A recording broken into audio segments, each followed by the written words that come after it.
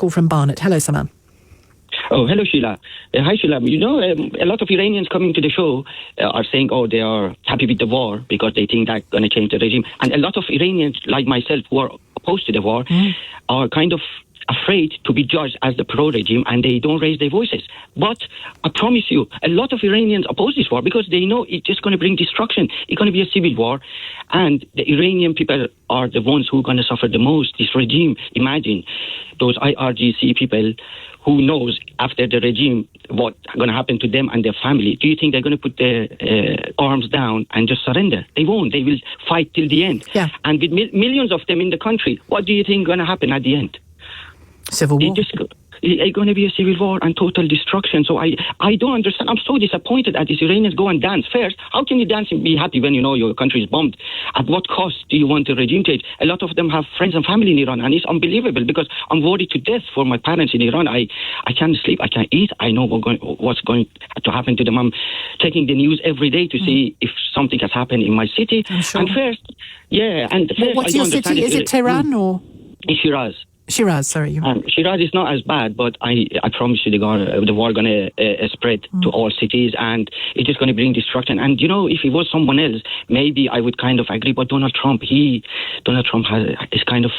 unreliable, and he's not trustworthy, and he's allying with Netanyahu, who also doesn't have any sympathy for people's lives, and that's making it more dangerous. So kind of a cruel side fighting another cruel side, and the people are stuck in between. I know they are the ones that are going to suffer a lot, because with this regime there, at least it was law and order. At least it was no bombs. I know it was a difficult financial situation for people there. I know it was more than financial, wasn't it? It was they don't have the freedom, women's right. But after, you remember, 3 years ago, after those protests, it started getting better, and you could see a lot of women are not wearing the headscarf, and it was easing. Yes, but many of them are dragged off the streets and arrested, and some even get hurt, don't they, in the process?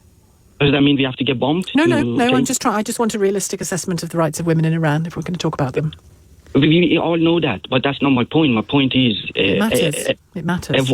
It does matter, but not like this. You know, like a war. The way they are bombing Iran, the way they are after. Even if the regime changed, some infrastructure, something has to be left for the next regime to continue. When you destroy everything, so it's going to take decades to rebuild everything. And how is it going to make any things better for the people? I mean, I absolutely understand your position when you say, please help us, but this isn't the way to help us. I completely understand why you would feel that. I think we've had a really interesting balance of people who have the view you have and those who say, I'm terrified of where this is going to go, but it has to be done, the bombing, and the attempt to shift the regime. But it's a real split, isn't it, Saman, the Iranian opinion? The problem is that I would also agree with them that it has to be done. If I knew, for example, Reza Pahlavi, who I don't think is an amazing politician, or I don't even know the guy, how much good he is, but if I knew after 3 weeks, 4 weeks, the regime going to be replaced with him, I would also say, okay, let's continue 3 or 4 more weeks. But the thing is, I don't know, I hope I'm wrong. I think this is going to go for a long time, and that's never going to happen. That's the problem, you know. Even people like me would be okay with a few weeks of war and if things change, but we have to be real, and we have to be realistic. That's not going to happen. With millions of pro-regime Iranians is still there, and you know, it's about ideology. It's not, they're not doing this for money. A lot of them, it's about ideology. These people are not afraid of dying. These people are not afraid of anything. So they fight. Okay. Yeah, they go. Yeah. They're not afraid of dying or killing, so they're going to fight till the end, unfortunately.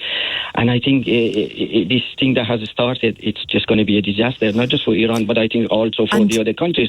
And how much of your family is still in Iran?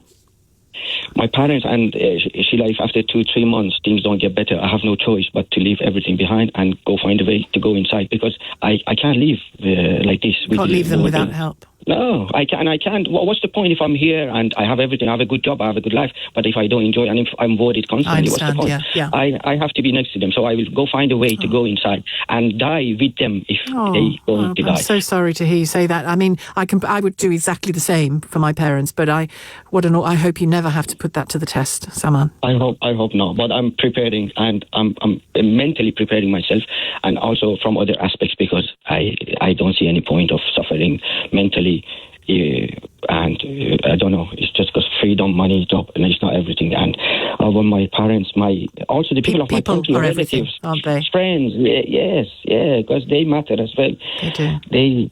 I care about them as well, and I hope this ends. I don't think it will end, and it shouldn't have started, but I don't think it's going to do anything better. Maybe better for, I don't know, maybe Israel going to be safer without Iran, but for the Iranian people, I don't think it's doing anything better. And the first day that Khamenei died, everyone were happy, celebrating. It makes sense. I was happy as well. Yeah. But some of them are still dancing and doing all these things. Unbelievable. I don't understand. I get ashamed when I see them. How can they be happy? They have families there as well. It's not that they don't have families. I think that's kind of hope, isn't it? Emotional hope. But I completely understand your fears, Salman. I really do. And please call again and keep us posted about your parents and the situation that your family and friends are facing, and of course your view on things as they emerge. It's been. I really am grateful to Iranian people in this country or wherever you call from. I'm really grateful to you for doing so, because I think it's so easy, isn't it? Particularly a subject that you talk about frequently or every day for now. It's so easy for it to become almost like a story outside of ourselves. And none of this is a story outside of ourselves, because it's human beings, isn't it? It's human beings. And Salman brings, I think, brilliantly into view the human lives at stake here, and the futures at stake here, including Salman's own, a man there living safely and happily and successfully in Barnet in North London, having left Iran to be able to do so, will go back to die with his parents if that's what it comes to. I mean, that is some choice, isn't it, to have to make. Thank you so much, Salman, for your call. Let's hear quickly from Hamid in Uxbridge. Hello, Hamid. Hi, Sheila. Thanks for a brilliant show. I just wanted to quickly mention that who the hell is Donald Trump or Bibi to police the society, police the world with their action? Look at what they have done to Afghanistan. They left it. They signed an agreement with the Taliban and they left it. There's no women's rights. The girls does not go to school. Why they're not talking about that? Their ambition is not the human rights, not the democracy.